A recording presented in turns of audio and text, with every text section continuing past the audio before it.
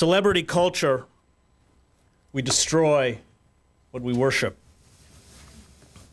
The commercial exploitation of Michael Jackson's death was orchestrated by the corporate forces that rendered Jackson insane. Jackson, robbed of his childhood and surrounded by vultures that preyed on his fears and weaknesses, was so consumed by self-loathing, he carved his African-American face into a Caucasian death mask. He hid his apparent pedophilia behind a Peter Pan illusion of eternal childhood. He could not disengage his public and his private self.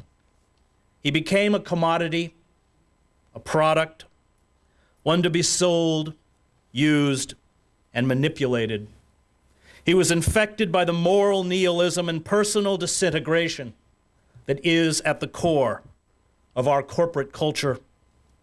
And his fantasies of eternal youth, delusions of majesty, and desperate, disfiguring quests for physical transformation were an expression of our own yearnings.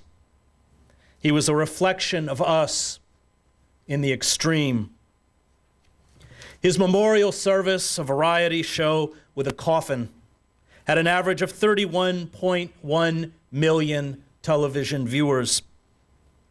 It was the final episode of the long-running Michael Jackson series. And the stories that enthrall us are real life stories, early fame, wild success, and then a long, bizarre, and macabre, emotional train wreck. O.J. Simpson offered a tamer version of the same plot. So does John Edwards. Jackson, by the end, was heavily in debt and had weathered a $22 million out-of-court settlement to Jordy Chandler, as well as 7 counts of child sexual abuse and 2 counts of administering an intoxicating agent in order to commit a felony. Jackson reflected our own physical and psychological disintegration, especially with many Americans struggling with overwhelming debt, loss of status, and deep personal confusion. The lurid drama of Jackson's personal life meshed perfectly with the ongoing dramas on television, in movies, and the news. News reports have become mini-dramas, complete with a star, a villain, a supporting cast, a good-looking host, and a dramatic, if often unexpected, ending. In Fahrenheit 451, Ray Bradbury's novel about a future dystopia, people spend most of the day watching giant television screens that show endless scenes of police chases and criminal apprehensions.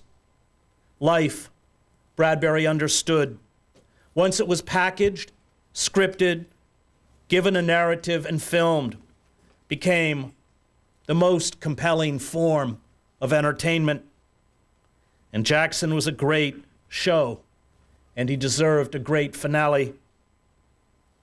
Those who created Jackson's public persona and turned him into a piece of property, first as a child, and finally as a corpse encased in a $15,000 golden casket, are the agents, publicists, marketing departments, plastic surgeons, movie producers, wardrobe consultants, and advertisers who orchestrate the vast stage of celebrity for profit.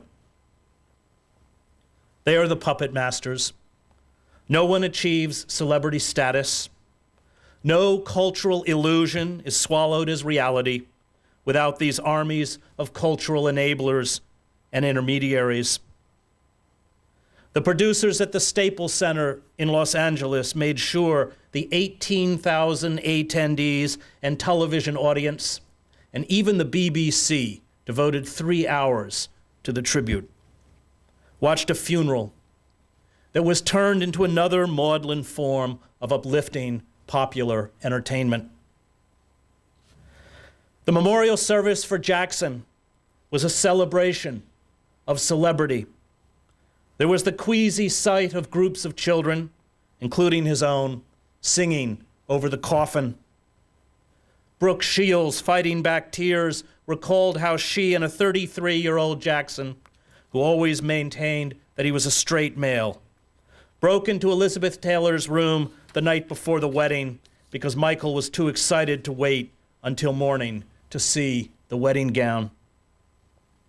Shields and Jackson at Taylor's wedding then, quote, pretended to be the mother and father of Elizabeth Taylor. It sounds weird, Shields said, but we made it real. There were photo montages in which a shot of Michael Jackson shaking hands with Nelson Mandela was immediately followed by one of him with Kermit the Frog. Celebrity culture reduces all of the famous to the same level. Fame is its own denominator. And every anecdote told about Jackson seemed to confirm that when you spend your life as a celebrity, you have no idea who you are. And yet, we measure our lives by these celebrities. We seek to be like them. We emulate their look and behavior. We escape the messiness of real life through the fantasy of their stardom. We too long to attract admiring audiences for our grand, ongoing life movie. We try to see ourselves moving through our life as a camera would see us, mindful of how we hold ourselves, how we dress, what we say. We invent movies that play inside our heads with us as stars. We wonder how an audience would react. Celebrity culture has taught us, almost unconsciously, to generate interior, personal screenplays. We have learned ways of speaking and thinking that grossly disfigure the way we relate to the world and those around us. Neil Gabler, who has written wisely about this, argues that celebrity culture is not a convergence of consumer culture and religion, so much as a hostile takeover of religion by consumer culture. Jackson desperately feared growing old. He believed he could manipulate race and gender. He transformed himself through surgery and perhaps female hormones from a brown-skinned African-American male to a chalk-faced androgynous figure. Another key dimension is the privatization of public services. Emergence notes that corporations have steadily taken over sectors that were once publicly run, such as education, healthcare, prisons, and even parts of the military. When profits become the primary motive of these services, public welfare declines. And for example, private prisons lobbying for harsher sentencing laws to increase their profits, while private healthcare companies lobby against universal healthcare that might reduce their earnings. These practices turn essential human needs into commodities, stripping away the democratic principle that the government exists to serve all citizens. Also, there is an aspect of cultural manipulation. Chris Hedges warns that the destruction of American democracy by corporation is not a future threat. It is an accomplished fact. The US now functions as corporate oligarchy with democratic rituals that serve as political theater but do not alter the balance of power. Restoring genuine democracy will require dismantling corporate control over politics, breaking up media monopolies, strengthening labor movements, reversing judicial decisions that gave corporations personhood, and re-establishing a culture of civic engagement. Without such radical changes, Hedges believe the corporate state will only grow stronger, leaving the average citizens with the illusion of choice but not real power over the direction of the country. I really want to know what you think about this video because it's really, really important for us to talk about this. I didn't want to say much, but that's all I had for this at this point. I'm your host and presenter Jinduk Stories, and I'm just asking you, if you're watching me for the first time, kindly, I'm asking you to please subscribe to the channel, join the membership, and really get to see what I can offer you. But until then, I'm going to be seeing you in my next video. Peace, love, and harmony. Salute. With no clear sexual identity. And while he pushed these boundaries to the extreme, he only did what many Americans do. There were 12 million cosmetic plastic surgery procedures performed last year in the United States. They were performed because in America, most human beings, rich and poor, famous and obscure, have been conditioned to view themselves as marketable commodities. They are objects like consumer products. They have no intrinsic value. They must look fabulous and live on fabulous sets. They must remain young. They must achieve notoriety and money, or the illusion of it, to be a success, and it does not matter how they get there. Celebrity culture licenses a dark voyeurism into other people's humiliation, pain, weakness, and betrayal. Education, building community, honesty, transparency, and sharing are qualities that will see you ridiculed and voted off any reality show. Fellow competitors for prize money and a chance for fleeting fame elect to disappear the unwanted. In the final credits of the reality show, America's Next Top Model, a picture of the woman expelled during the episode vanishes from the group portrait on the screen. Those cast aside become, at least to the television audience, non-persons. Celebrities that can no longer generate publicity, good or bad, vanish. Life, these shows teach, is a brutal world of unadulterated competition and a constant quest for notoriety and attention. Our self-exaltation permits the humiliation of those who oppose us. Those who lose deserve to be erased. Those who fail, those who are deemed ugly, ignorant, or poor are belittled and mocked. Human beings are used, betrayed, and discarded in a commodity culture, which is pretty much the story of Jackson's life. The cult of self, which Jackson embodied, dominates our culture. This cult has within it the classic traits of psychopaths: superficial charm, grandiosity and self-importance, a need for constant stimulation, a penchant for lying, deception, and manipulation, and the incapacity for remorse or guilt. Jackson, from his phony marriages to the portraits of himself dressed as royalty, to his insatiable hunger for new toys, to his questionable relationship with young boys, had all these qualities. And this is also the ethic promoted by corporations. It is the ethic of unfettered capitalism. It is the misguided belief that personal style and personal advancement, mistaken for individualism, are the same as democratic equality. It is the celebration of image over substance. We have a right in the cult of the self to get whatever we desire. We can do anything, even belittle and destroy those around us, including our friends, to make money, to be happy, and to become famous. Once fame and wealth are achieved, they become their own justification, their own morality. How one gets there is irrelevant.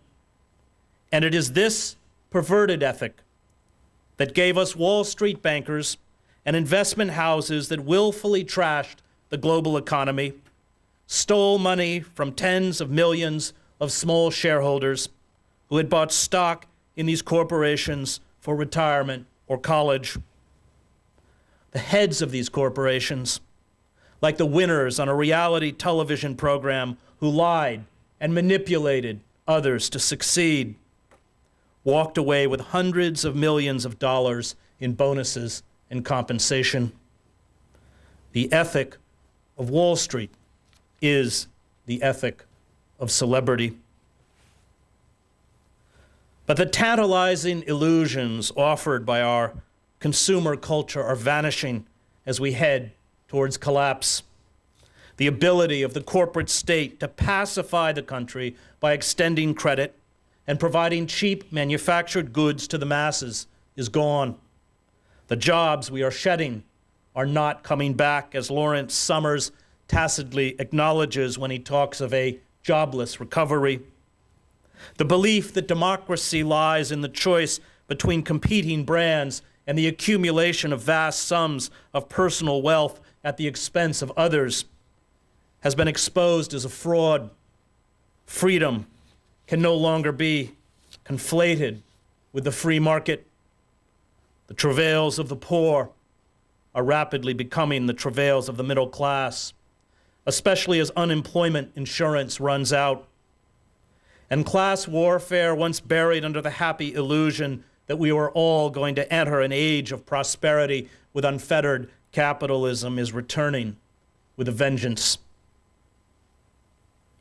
In his book, Democracy Incorporated, Sheldon Wolin, who taught political philosophy at Berkeley and later at Princeton, and they have the book out there, which you should get, uses the phrase inverted totalitarianism to describe our political system. Inverted totalitarianism, unlike classical totalitarianism, does not revolve around a demagogue or charismatic leader. It finds expression in the anonymity of the corporate state. It purports to cherish democracy, patriotism, and the Constitution, while manipulating internal levers to subvert and thwart the democratic process. Political candidates are elected in popular votes by citizens, but are ruled by armies of corporate lobbyists in Washington or state capitals who author the legislation and get the legislators to pass it. A corporate media controls nearly everything we read, watch, or hear. It imposes a bland uniformity of opinion. It diverts us with trivia and celebrity gossip. In classical totalitarian regimes, such as Nazi fascism or Soviet communism, economics was subordinate to politics. Under inverted totalitarianism, the reverse is true, Wolin writes.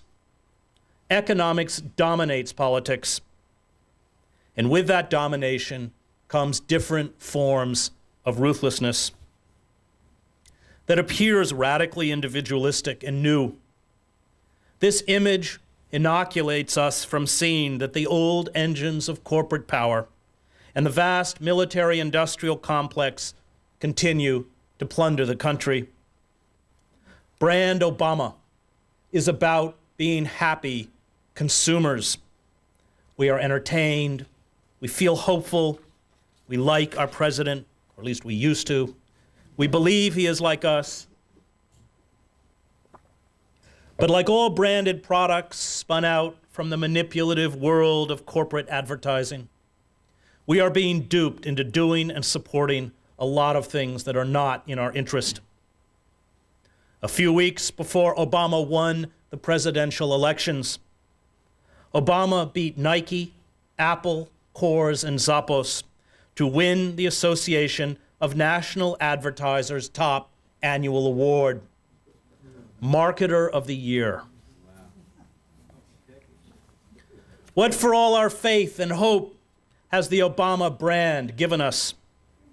His administration has spent, lent, or guaranteed $12.8 trillion in taxpayer dollars to Wall Street and insolvent banks in a doomed effort to reinflate the bubble economy, a tactic that at best forestalls catastrophe and will leave us broke in a time of profound crisis.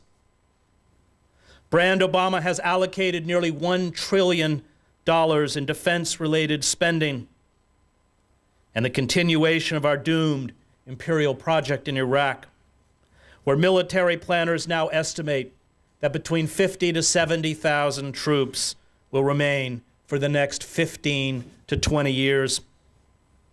Brand Obama has expanded the war in Afghanistan, including the use of drones, sent on cross-border bombing runs into Pakistan that have left over 700 civilians dead since Obama took office.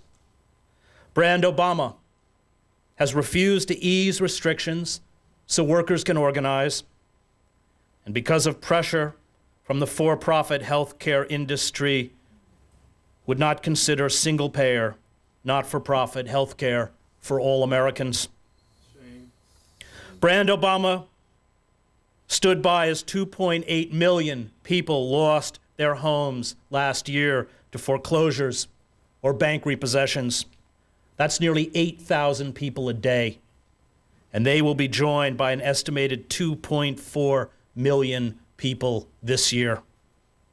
And Brand Obama will not prosecute the Bush administration for war crimes, including the use of torture, and has refused to dismantle Bush's secrecy laws or restore habeas corpus. Corporations which control our politics no longer produce products that are different, but brands that are different. And Brand Obama does not threaten the core of the corporate state any more than did Brand George W. Bush. The Bush brand collapsed.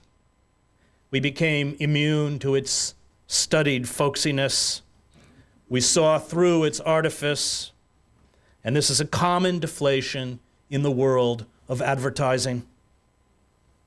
So we have been given a new Obama brand with an exciting and faintly erotic appeal. Benetton and Calvin Klein were the precursors to the Obama brand, using ads to associate themselves with risque style and progressive politics. It gave their products an edge. But the goal, as with all brands, was to fool passive consumers that a brand is an experience. The decline of American empire began long before the current economic meltdown or the wars in Afghanistan and Iraq. It began before the first Gulf War or Ronald Reagan. It began when we shifted, in the words of the Harvard historian Charles Mayer, from an empire of production to an empire of consumption. By the end of the Vietnam War, when the costs of the war ate away at Lyndon Johnson's Great Society, and domestic oil production began its steady, inexorable decline, we saw our country transformed from one that primarily produced to one that primarily consumed. We started borrowing to maintain a level of consumption as well as an empire we could no longer afford. We began to use force, especially in the Middle East, to feed our insatiable thirst for cheap oil. And the bill is now due. America's most dangerous enemies are not Islamic radicals, but those who sold us the perverted ideology of free market capitalism and globalization. They have dynamited the very foundations of our society. In the 17th century, these speculators would have been hung. Today, they run the government and consume billions in taxpayer subsidies. These corporate forces will never permit real reform. It would mean their extinction. The oil and gas industry will never allow us to achieve energy independence. That would devastate their profits. Real reform would wipe out tens of billions of dollars in weapons contracts. It would cripple the financial health of a host of private contractors, from Lockheed Martin to Boeing to Northrop Grumman to Raytheon to Halliburton to Blackwater, now renamed Z. and it would render obsolete the existence of the U.S. Central Command. It was Bill Clinton who led the Democratic Party to the corporate watering trough. Clinton argued that the party could ditch labor unions, no longer a source of votes or power as a political ally. Workers, he insisted, would vote Democratic anyway. They had no choice. It was better, he argued, to take corporate money and do corporate bidding. By the 1990s, the Democratic Party, under Clinton's leadership, had virtual fundraising parity with the Republicans, and today the Democrats get more. The legislation demanded by corporations, including the North American Free Trade Agreement, thrust a knife into the back of the American working class. NAFTA was peddled by the Clinton White House as an opportunity to raise the incomes and prosperity of the citizens of the United States, Canada, and Mexico. NAFTA, we were also told, would staunch Mexican immigration into the United States. But NAFTA, which took effect in 1994, reversed every one of Clinton's predictions. Once the Mexican government lifted price supports on corn and beans grown by Mexican farmers, these farmers had to compete against the huge agribusinesses in the United States. Many were swiftly bankrupt. At least 2 million Mexican farmers have been driven off their land since 1994, and guess where many of them went? This desperate flight of poor Mexicans into the United States is now being exacerbated by wide-scale violence and large-scale factory closures along the border as manufacturers pack up and leave Mexico for China. But we were assured that goods would be cheaper, workers would be wealthier, everyone would be happier. I'm not sure how these contradictory things were supposed to happen, but in a soundbite society, reality no longer matters. NAFTA was great if you were a corporation. It was a disaster if you were a worker. And we are now getting a taste of Clinton's draconian welfare reform bill signed in 1996 as tens of millions of people face the prospect of losing their unemployment benefits and attempting to survive on the $143 a month you receive from welfare. It was the Clinton administration, led by Summers, which signed into law the Financial Services Modernization Act of 1999. The act ripped down the firewalls that had been established by the 1933 Glass-Steagall Act, designed to prevent the kind of meltdown we are now experiencing. Glass-Steagall established the Federal Deposit Insurance Corporation and set in place banking reforms to stop speculators from hijacking the financial system. With Glass-Steagall demolished and the passage of NAFTA, the Democrats, led by Clinton, tumbled gleefully into bed with corporations and Wall Street speculators. And many of the architects of this deregulation, economists such as Summers, have come back to serve corporate interests in the Obama White House. The cost of our empire of illusion is not being paid for by corporate titans. It is being paid for on the streets of our inner cities, in former manufacturing towns, and in depressed rural enclaves. Human beings are not commodities. They are not goods. Their misery is not morally excusable because of the demands of the market. They grieve and suffer and feel despair. They lose their dignity with their jobs, their sense of self-worth, and struggle in unemployment with depression. Human beings, not corporations, raise children and maintain communities. And the growing class divide is not understood despite the glibness of many in the media by complicated sets of statistics, lines on a graph that charts stocks, or the absurd utopian faith in unregulated globalization and complicated trade deals. It is understood in the eyes of a man or woman who is no longer making enough money to live with dignity and hope. It is understood in this profound and expanding despair. The desperation spreading across the United States is unleashing not simply a recession. We have been in a recession for many years now, but a depression unlike anything we have seen since the 1930s. It has provided a pool of broken people willing to work for low wages and to do without unions and benefits. For the bottom 90% of Americans, annual income has been on a slow, steady decline for 3 decades. There are 50 million Americans in real poverty and tens of millions of Americans in a category called near poverty. 1 in 8 Americans and 1 in 4 children depend on food stamps to eat. And all of our liberal institutions, the press, the church, the universities, the labor movement, the arts, and the Democratic Party refuse to stand up to halt this descent.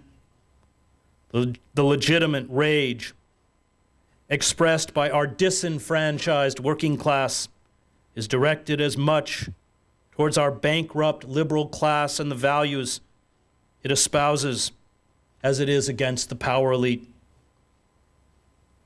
The assault on the American working class, an assault that has devastated members of my own family in the former mill towns in the state of Maine, shows no sign of abatement.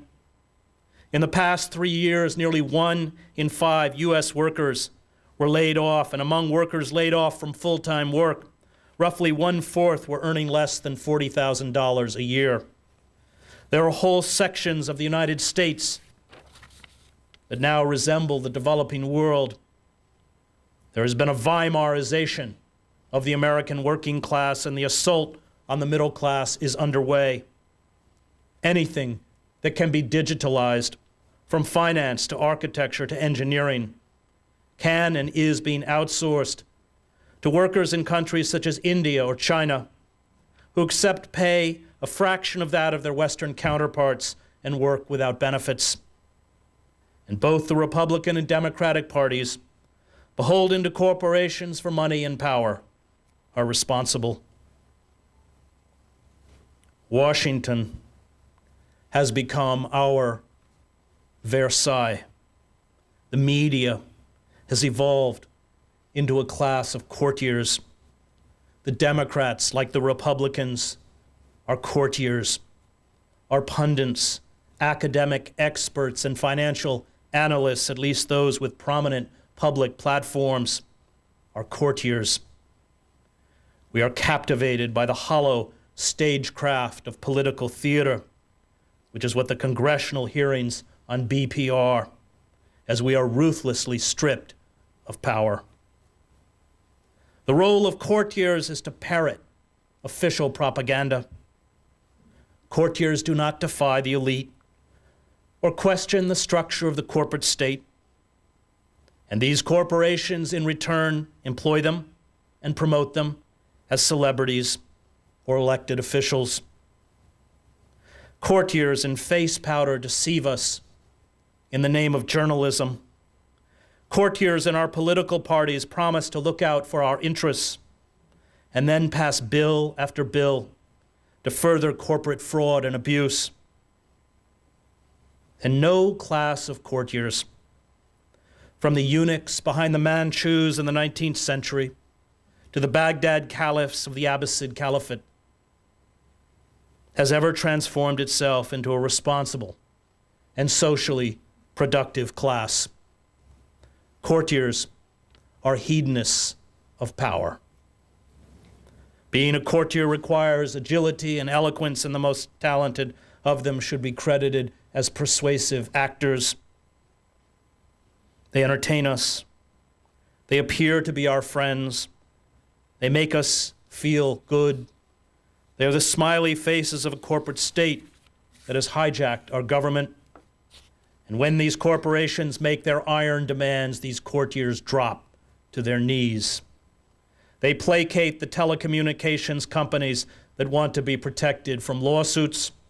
They permit oil and gas companies to rake in obscene profits and keep in place the vast subsidies of corporate welfare doled out by the state.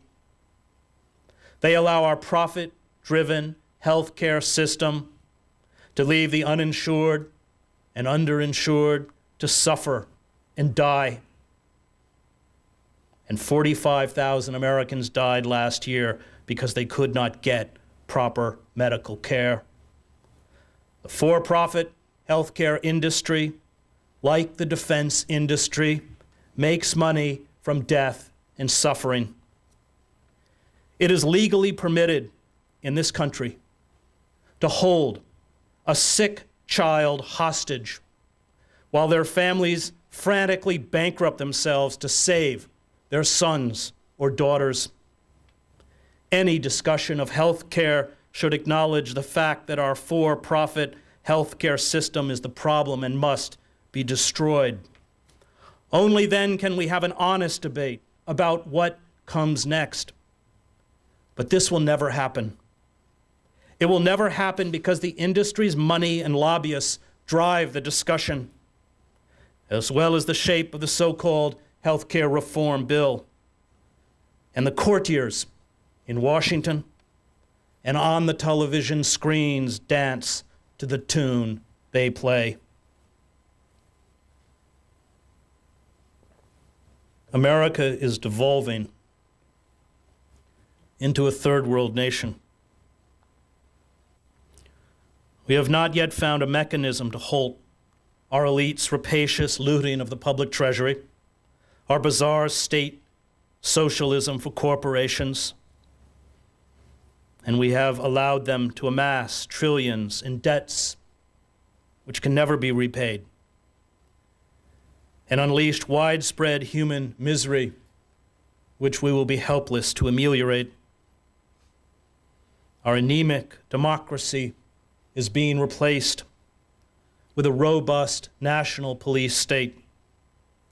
The elite will withdraw into heavily guarded, gated communities where they will have access to security goods and services that cannot be afforded by the rest of us. Tens of millions of people, brutally controlled, will live in perpetual poverty, a state of neo-feudalism. This is the inevitable result of unchecked corporate capitalism. The stimulus and bailout plans are not about saving us. They are about saving them. As the economist Paul Krugman has noted, anyone who has seen how economic statistics are constructed knows that they are really a subgenre of science fiction. This science fiction has been steadily employed to camouflage our economic decline. Ronald Reagan included 1.5 million U.S. Army, Navy, Air Force, and Marine service personnel with the civilian workforce to magically reduce the nation's unemployment rate by 2%. Clinton decided that those who had given up looking for work, or those who wanted full-time jobs but could only find part-time employment, were no longer to be counted on the unemployment rolls. If you work more than 21 hours a week, and most low-wage workers at places like Walmart average 28 hours a week, you are counted as employed, although your real wages put you below the poverty line. Our actual unemployment rate, when you include those who have stopped looking for work and those who can only find poorly paid part-time jobs, is not 10% or 9%, but somewhere between 17 and 20%. A sixth of the country's workforce is now unemployed. And we are shedding jobs at a faster rate than in the months after the 1929 crash. Franklin Delano Roosevelt recognized the danger of unregulated capitalism. He sent a message to Congress on April 29, 1938, titled, "Recommendations to the Congress to Curb Monopolies and the Concentration of Economic Power." In it, he wrote this: "The first truth is that the liberty of democracy is not safe if the people tolerate the growth of power to a point where it becomes stronger than the democratic state itself. That, in its essence, is fascism. Ownership of government by an individual, by a group, or by any other controlling private power. The second truth is that the liberty of a democracy is not safe if its business system does not provide employment and produce and distribute goods in such a way to sustain an acceptable standard of living. The rise of the corporate state has grave political consequences. As we saw in Italy and Germany in the early part of the 20th century, antitrust laws not only regulate and control the marketplace, they serve as bulwarks to protect democracy. And now that they are gone, now that we have a state run by and on behalf of corporations, we must expect inevitable, and I fear terrifying, consequences. As the pressure mounts, as this despair and desperation reaches into larger and larger segments of the population, the mechanisms of corporate and government control are being bolstered to prevent civil unrest and instability. The emergence of the corporate state always means the emergence of the security state. And this is why the Bush White House pushed through the Patriot Act and its renewal, the suspension of habeas corpus, the practice of extraordinary rendition, warrantless wiretapping on American citizens, and the refusal to ensure free and fair elections with verifiable ballot counting. The motive behind these measures is not to fight terrorism or to bolster national security. It is to seize and maintain internal control, and it is about control of us. Senator Frank Church, as chairman of the Select Committee on Intelligence in 1975, investigated the government's massive and highly secretive National Security Agency. Church was alarmed at the ability of the state to intrude into private lives, and when he finished his investigation, he wrote, "That capacity at any time could be turned around on the American people, and no American would have any privacy left. Such is the capacity to monitor everything. Telephone conversations, telegrams, it doesn't matter. There would be no place to hide. If this government ever became a tyranny, if a dictator ever took charge in this country, the technological capacity that the intelligence community has given the government could enable it to impose total tyranny, and there would be no way to fight back, because the most careful effort to combine together in resistance to the government, no matter how privately it was done, is within the reach of the government to know." When Senator Church made this statement, the National Security Agency was not authorized to spy on American citizens. Today, it is. In his book, The Great Transformation, written in 1944, Karl Polanyi laid out the devastating consequences, the depressions, wars, and totalitarianism that grow out of a so-called self-regulated free market. Polanyi grasped that fascism, like socialism, was rooted in a market society that refused to function. He warned that a financial system always devolved, without heavy government control, into a mafia capitalism and a mafia political system. All traditional standards and beliefs are shattered in a severe economic crisis. The moral order is turned upside down. The honest and industrious are wiped out, while the gangsters, profiteers, and speculators walk away with millions. The utopian belief in globalization means that the innate forces of economics and the marketplace, rather than human beings, should somehow guide our behavior. The touted benefits of globalization have now been exposed as a lie. The lowering of national residency requirements for corporations is a tool for massive tax evasion. The idea of a global economic system has turned poverty into the norm. The decline of the middle class, the very basis of democracy, is somehow seen as the inevitable result of progress. The huge reductions of incomes to the working and lower middle class, and even parts of the middle class, forcing them to survive with more than one job per person, is callously dismissed as the punishment for not keeping up.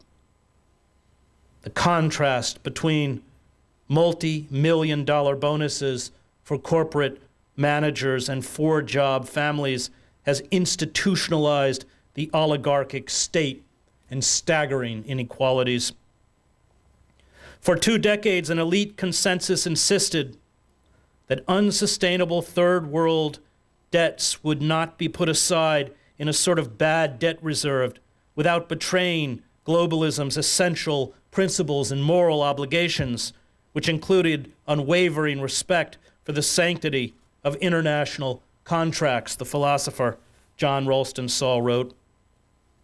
It took the same people about 2 weeks to abandon sanctity and propose bad debt for their far larger debts in 2009. A self-regulating market inevitably turns human beings and the natural environment into commodities, a situation that ensures the destruction of both society and the natural world. The free market's assumption that nature and human beings are objects whose worth is determined by the market allows each to be exploited for profit until exhaustion or collapse. A society that no longer recognizes that nature and human life have a sacred dimension, an intrinsic value beyond monetary value, commits collective suicide. Such societies cannibalize themselves until they die. And we face an environmental catastrophe that is linked to our economic catastrophe. Polar ice caps are melting, sea levels are rising, the planet is warming at an alarming rate. Droughts are destroying croplands. Russia's northern coastline has begun producing huge quantities of toxic methane gas. Scientists with the International Siberian Shelf Study described what they saw along the coastline recently as methane chimneys reaching from the sea floor to the ocean surface. Methane locked in the permafrost of the Arctic landmasses is being released at an alarming rate as average Arctic temperatures rise. Methane is a greenhouse gas 25 times more powerful than carbon dioxide. The release of millions of tons of it will significantly accelerate the rate of global warming. The continued release of large quantities of methane, some scientists have warned, could actually asphyxiate the human species. But even in the face of this crisis, the oil and natural gas industry, along with the coal industry, have blunted serious reform. Profit comes before the urgent task to save the ecosystem on which the human species depends. Our working class, which has desperately borrowed money to stay afloat, as real wages have dropped, face years, probably decades, of stagnant or declining incomes without access to new credit. The national treasury is being drained on behalf of speculative commercial interests. The government, the only institution citizens have that is big enough and powerful enough to protect its rights, is becoming weaker, more anemic, and increasingly unable to help the mass of Americans who are embarking on this period of profound deprivation. There are powerful corporate entities arrayed against us. These anti-democratic forces, which will seek to make an alliance with the radical Christian right and other extremists, will use fear, chaos, the hatred for the ruling elites, and the specter of left-wing dissent and terrorism to impose draconian controls to extinguish our democracy. And while they do it, they will be waving the American flag, chanting patriotic slogans, promising law and order, and clutching the Christian cross. Totalitarianism, George Orwell pointed out, is not so much an age of faith. As the saying goes, you don't beat the reporter. But at the end of the day, we are all learning from all these things that are happening. And I feel like it's imperative for us to have these great discussions in regards to all these things that are happening.